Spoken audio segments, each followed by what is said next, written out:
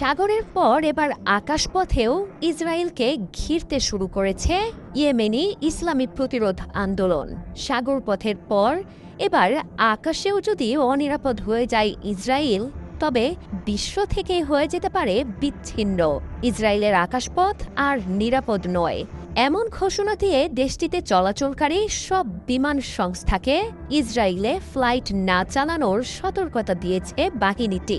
ইসরায়েলের প্রধান আন্তর্জাতিক বিমানবন্দর বেন গুরিয়নে প্রতিরোধ যোদ্ধাদের মিসাইল আক্রমণের পর বেশিরভাগ প্রতিষ্ঠানই নেতানিয়াহুর দেশটিতে ফ্লাইট স্থগিত করেছে।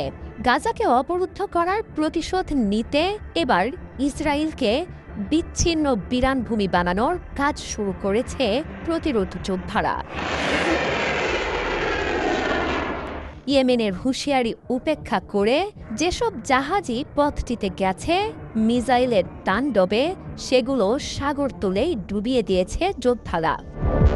দেশটির প্রাণকেন্দ্রে সবচেয়ে গুরুত্বপূর্ণ বিমানবন্দরে মিসাইলের এক ভয়াবহ হামলার মাধ্যমে গোটা বিশ্বকে ইসরায়েল ভ্রমণের ব্যাপারে হুঁশিয়ারি দিয়েছে গোষ্ঠীটি।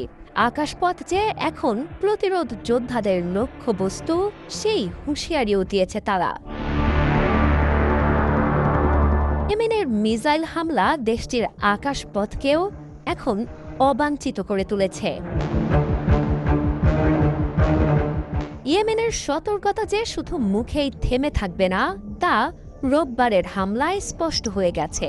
ইয়েমেনের হামলা ঠেকাতে না পারা ইসরায়েল ও মার্কিন প্রতিরক্ষা ব্যবস্থার উপর আর ভরসা করতে পারছে না কেউই। দেশের সবচেয়ে সুরক্ষিত নিরাপত্তায় ঢাকা বিমানবন্দরটি প্রতিরোধ যোদ্ধাদের হামলায় এখন কার্যত অচল।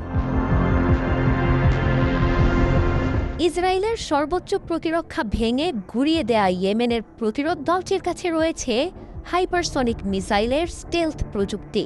প্রায় ২২০০ কিলোমিটার পাড়ি দিয়ে ইসরায়েলের আকাশবলয় চূর্ণ করে হামলার অবিশ্বাস্য ক্ষমতাও রয়েছে তাদের হাতে।